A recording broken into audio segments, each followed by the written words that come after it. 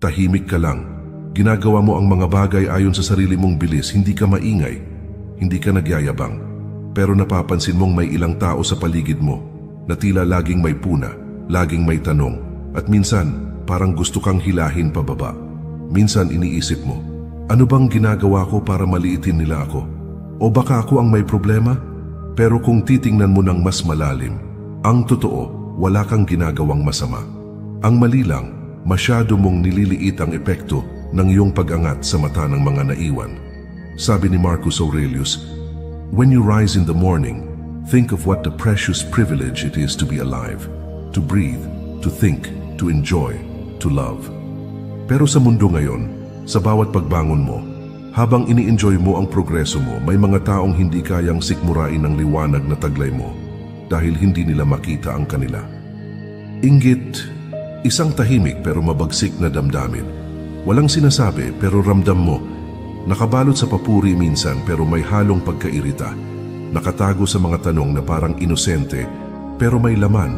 Hindi dahil gusto nilang agawin ang meron ka, kundi dahil nakikita nila sa iyo ang kakayahang hindi nila kayang buuin sa sarili nila. At dito papasok ang karunungan ng mga Stoic. Hindi mo kontrolado ang damdamin ng iba. Ang pwede mo lang kontrolin ay kung paano ka tutugon sa kanilang tingin, komento o pananahimik. Kaya sa video na ito, pag-uusapan natin ang 7 dahilan kung bakit naiinggit sa iyo ang ibang tao.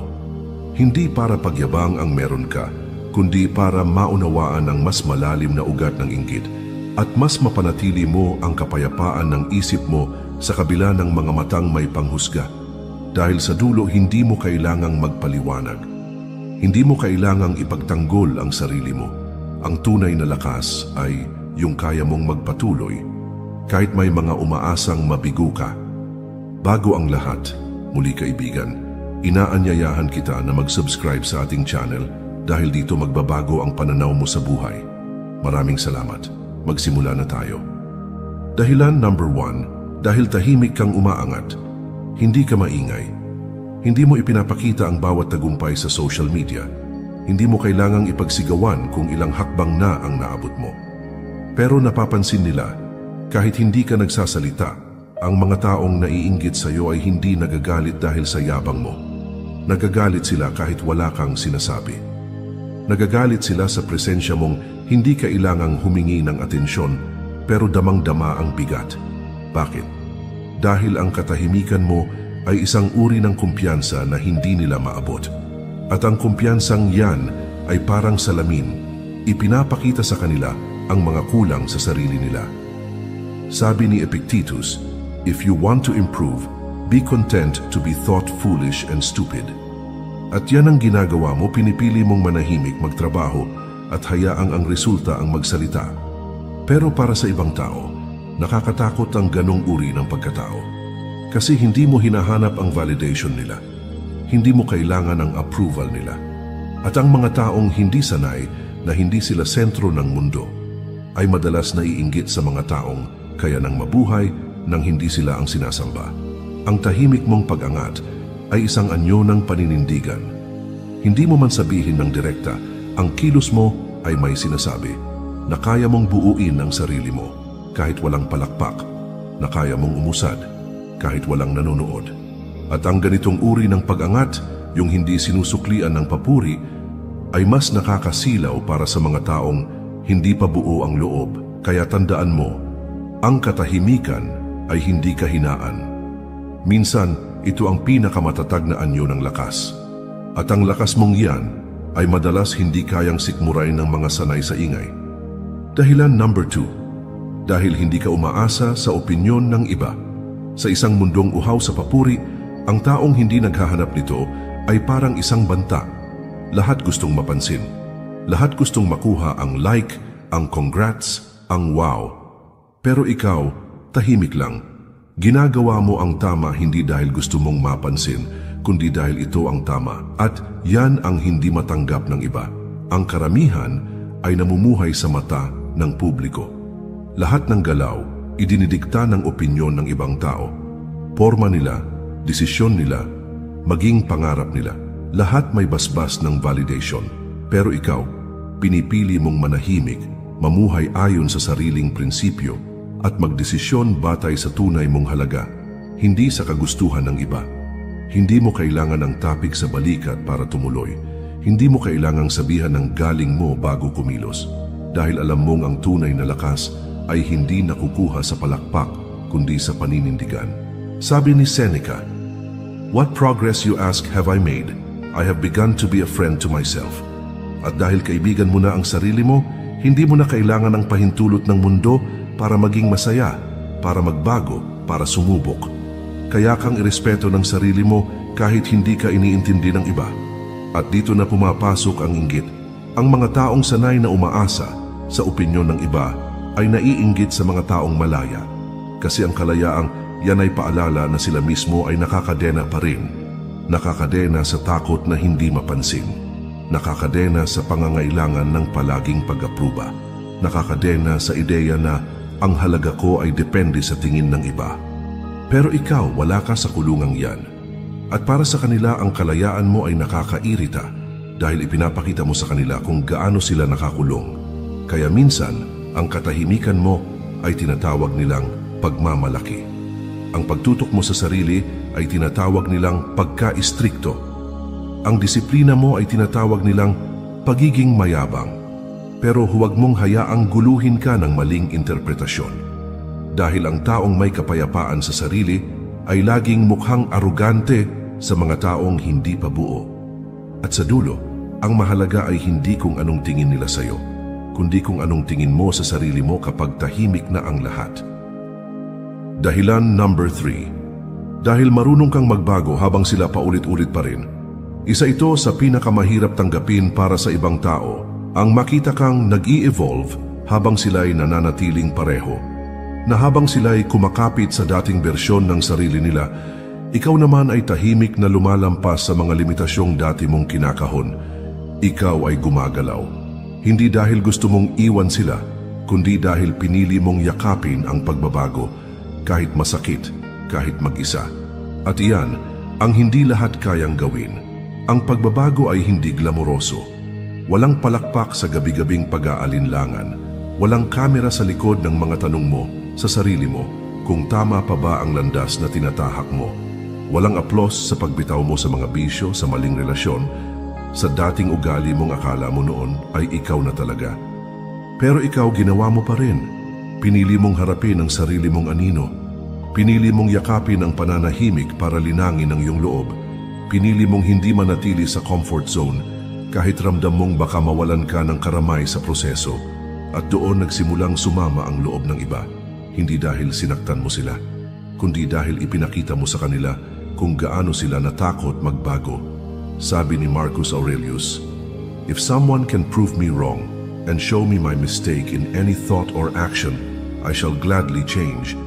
I seek the truth, which never harmed anyone. The harm is to persist in one's own self-deception and ignorance." Ang taong may lakas ng loob na baguhin ang sarili ay banta sa mga taong namumuhay pa rin sa ilusyon ng comfort. Kaya nga't kahit wala kang sinasabi, naiinggit sila sa iyo.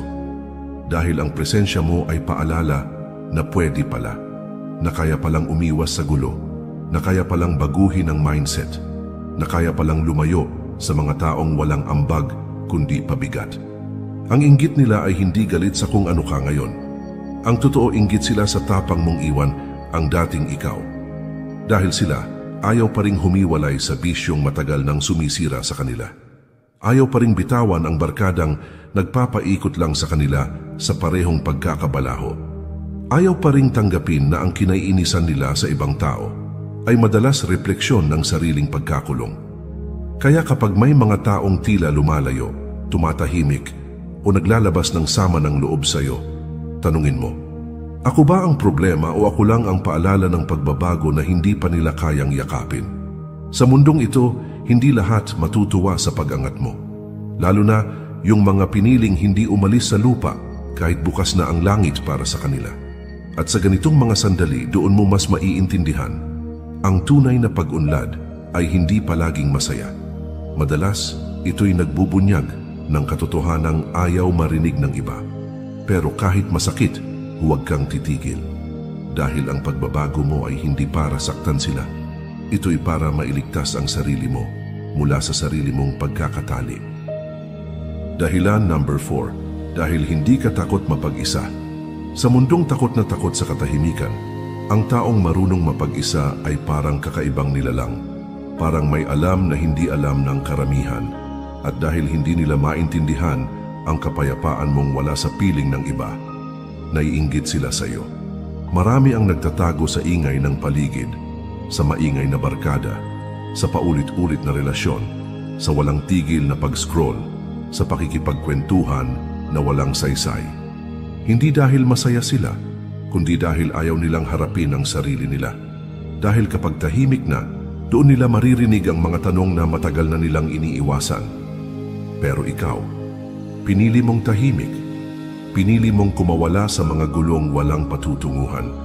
Pinili mong lumayo sa mga tao kahit alam mong masakit dahil alam mong hindi na sila tumutulong sa paglago mo. At iyan ang hindi nila maintindihan. Sabi ni Seneca, "He who is afraid to be alone is afraid of being honest with himself." Kaya habang ikaw ay natututo sa bawat gabi ng katahimikan, habang iniintindi mo ang sarili mong emosyon, habang dinadala mo ang bigat ng mga tanong ng walang kinakausap, marami ang nagtataka. Bakit kaya niya nagagawa yan? Hindi ba siya nalulungkot? Oo, nalulungkot ka.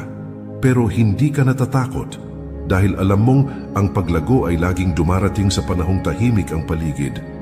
Kapag wala ng ingay ng palakpak, kapag wala ng distraction, kapag ikaw na lang at ang sarili mong katotohanan, ang mga naiinggit sa iyo ay hindi naiinggit dahil marami kang kaibigan.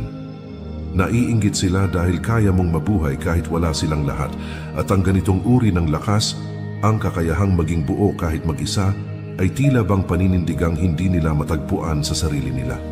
Kaya kapag nakita nilang kontento ka sa sarili mong mundo, na hindi ka naghahabol sa atensyon, na hindi ka dependent sa presence ng iba, napipilitan silang harapin ang tanong na pilit nilang tinatakbuhan. Bakit siya kaya niyang tumahimik, samantalang ako hindi mapakali? At doon sila naiinggit. Hindi sa pera mo, hindi sa itsura mo, hindi sa tagumpay mo, kundi sa kapayapaan mong hindi nila mahanap kahit napapalibutan sila ng tao. Dahil sa mundong sinasamba ang koneksyon, ang pinakarebelde ay ang taong kayang magtayo ng sarili niyang katahimikan. Kaya huwag mong ikahiya ang pagiging mapag-isa. Huwag mong isipin na kulang ka dahil wala kang kasama. Dahil ang taong marunong mapag-isa ay ang taong hindi madaling masira. Dahilan number 5. Dahil hindi ka na naghihiganti, pinapatawad mo na lang at tinutuloy ang buhay. Isa ito sa mga bagay na hindi madaling gawin. Ang hindi gumanti kahit kaya mo. Ang manahimik kahit kaya mong sumagot. Ang patawarin kahit hindi sila humingi ng tawad. At higit sa lahat, ang ipagpatuloy ang buhay mo kahit hindi nila nakita ang bigat ng sakit na iniwan nila sa iyo. At kapag ginawa mo ito, kapag pinili mong patahimikin ang galit at sa halip ay ayusin ang sarili mo, makakaasa kang may maiinis, may maiinggit, may manggagalaiti sa katahimikan mong hindi nila masira. Bakit? Dahil gusto nila ng gulo. Gusto nilang masira ka. Gusto nilang bumagsak ka gaya ng inaasahan nila. Pero sa halip na gumanti, tumahimik ka. Sa halip na ipahiya sila, pinatawad mo. At sa halip na sayangin ang oras mo sa pagbibilang ng sama ng loob, ginamit mo ang panahon sa paghilom, sa pag-angat, at sa panibagong simula. At yan ang hindi nila matanggap, sabi ni Marcus Aurelius. The best revenge is not to be like your enemy. At yan ang ginawa mo. Hindi mo sila ginaya. Hindi ka bumaba sa level na gusto nilang hilahin ka. At sa bawat araw na pinipili mong bumangon ng may dignidad, ay isang araw na naaalala nilang hindi ka nila nagawang sirain. Marami ang naiinggit sa ganitong uri ng lakas. Yung klaseng hindi maingay pero matatag. Yung uri ng katahimikang hindi dahil mahina ka, kundi dahil napagtagumpayan mo na ang sarili mong galit. Dahil alam mo na sa bandang huli, ang pagkapanalo ay hindi nasusukat sa kung sinong pinakamalakas sumigaw, kundi sa kung sinong pinakamarunong magpatawad, at hindi na kailangang ipagyabang ito. Ang mga naiinggit sa iyo ay naiinggit hindi dahil masaya ka na. Naiinggit sila dahil akala nila hindi ka na dapat maging masaya. Dahil sa pananaw nila, masyado mong madaling nakalimutan, masyado mong mabilis na nakabangon. At habang sila'y natitiis sa lason ng sariling galit, ikaw na may tahimik na namumuhay sa kalayaang sarili mong pinili. Kaya tandaan mo, kapag pinatawad mo ang isang tao, hindi ibig sabihin wala kang sakit. Ang ibig sabihin lang, mas pinili mong hindi manatili sa lugar kung saan sila naiwan. At ang kakayahang yan, ang kakayahang magpatawad ng walang paghihiganti ay isang uri ng katahimikan na kinaiinggitan ng mga taong punong-puno pa rin ng galit sa puso. Dahilan number 6, dahil hindi mo na kailangan ng kompetisyon, panatag ka na sa sarili mo. Sa mundong lahat gustong mauna, gustong manguna, gustong mapagkamalang pinakamagaling. Ang taong hindi na nakikipag-unahan ay isang misteryo. Tahimik kang gumagalaw. Walang yabang, walang flex, yan walang mas magaling ako diyan na energy. Pero sa bawat kilos mo, halatang buo ka na. At iyan ang nakakagambala sa iba. Dahil sa totoo lang, karamihan ng tao ay hindi talaga gustong manalo. Gusto lang nilang may matalo. Gusto lang nilang may mapagkumparahan para maramdamang mas mataas sila. Gusto nilang patunayan sa iba ang halaga nila. Dahil sa loob-loob nila, hindi pa nila ito nararamdaman sa sarili nila. Kaya kapag may isang tulad mo na dumarating, na hindi nakikipagkumpetensya, pero umaangat, na hindi naninira, pero nangingibabaw, na hindi nagpapakitang gilas, pero kapansin-pansin, nagkakandagulo ang sistema nila. Sabi ni Epictetus, "If you want to improve, be content to be thought foolish and stupid." At kaya mong tanggapin yan na minsan tatawanan ka, na minsan hindi ka mapapansin, na minsan aakalain nilang wala kang ambisyon. Pero ang hindi nila alam, kaya mong hindi magmadali dahil panatag ka na sa direksyon mo. Hindi ka na driven ng inggit, ng pride, o ng validation. Ang nagpapaandar sa iyo ngayon ay disiplina, purpose, at katahimikan. At doon sila naiinggit. Hindi sa tagumpay mo, kundi sa peace of mind mong hindi nila mabili. Naiinggit sila dahil habang sila'y abalang-abala sa pagpapatunay ng sarili nila, ikaw ay abala sa pagpapaunlad ng sarili mo. Walang ingay, walang gulo. Nakakabingi sa kanila ang katahimikan mo. Nakakainis sa kanila ang kawalan mo ng pakialam sa kompetisyon dahil habang sila'y abala sa paghila ng iba pababa, ikaw ay abala sa pag-akyat, kahit mag-isa. Tandaan mo, ang taong may tunay na tiwala sa sarili ay hindi kailangang manalo sa palakasan, hindi kailangang mangibabaw sa usapan, hindi kailangang ipamukha kung anong meron siya. Dahil sapat na ang katahimikan niya para ipaalam, buo siya kahit walang nakakakita. At sa mundong puno ng ingay at kompetisyon, ang ganitong klase ng katauhan ay tila isang hamon, isang salamin na nagpapakita kung gaano pakaliit ang tingin ng iba sa sarili nila. Kaya kapag nararamdaman mong may naiinggit sa'yo, kahit wala ka namang ginagawa, malamang ay dahil wala kang intensyon mangibabaw. Pero ikaw pa rin ang lumilitaw, at sa totoo lang, walang mas nakakainis sa taong hindi mo matalo, kasi hindi naman siya nakikipaglaban. Dahilan number 7, dahil natagpuan mo na ang layunin mo, at hindi na ikaw ang lumang ikaw. Ito na ang dahilan na hindi masabi ng marami, pero damang-dama sa bawat tingin, kilos, at katahimikan nila sa paligid mo. Tahimik kang pinagmamasdan, tahimik kang kinaiinggitan, hindi dahil sa kung anong meron ka, kundi dahil sa kung sino ka na ngayon. Nakita nila kung saan ka nagsimula. Kasama ka nilang naligaw, nagkamali, tumawa, lumuha. Nakita nila ang mga araw na bagsak ka, ang mga gabing puno ng tanong ang mata mo, ang mga panahong kahit sarili mo, hindi mo na maintindihan. At ngayon, tahimik kang tumindig. Tahimik kang binuo ang sarili mo. At higit sa lahat, natagpuan mo na ang layunin mo. Hindi mo man ito ipinagsisigawan, ramdam sa bawat hakbang mo na may direksyon ka na. May dahilan ka na kung bakit ka bumabangon. Hindi ka na basta-basta sumasabay sa agos. Alam mo na kung para saan ka nabubuhay. At ang ganitong klase ng kalinawan ay isang uri ng kapangyarihang hindi lahat handang makita sa isang taong dati nilang ka-level. Kasi ang tagumpay mo ngayon ay hindi na aksidente, hindi na tsamba. Ito ay bunga ng intensyon, disiplina at paninindigan. At kapag may taong ganyan, nagiging paalala ito sa iba kung gaano pa sila kalayo. Nagiging salamin ito ng lahat ng hindi pa nila kayang harapin sa sarili nila. Sabi ni Marcus Aurelius, "Stop drifting. You've wandered enough. Wake up, show yourself. You're not a child anymore." At yan ang ginawa mo. Nagising ka. Hindi na ikaw ang taong palaging naghihintay ng direksyon mula sa iba. Hindi na ikaw ang madaling hilahin ng opinyon ng mundo.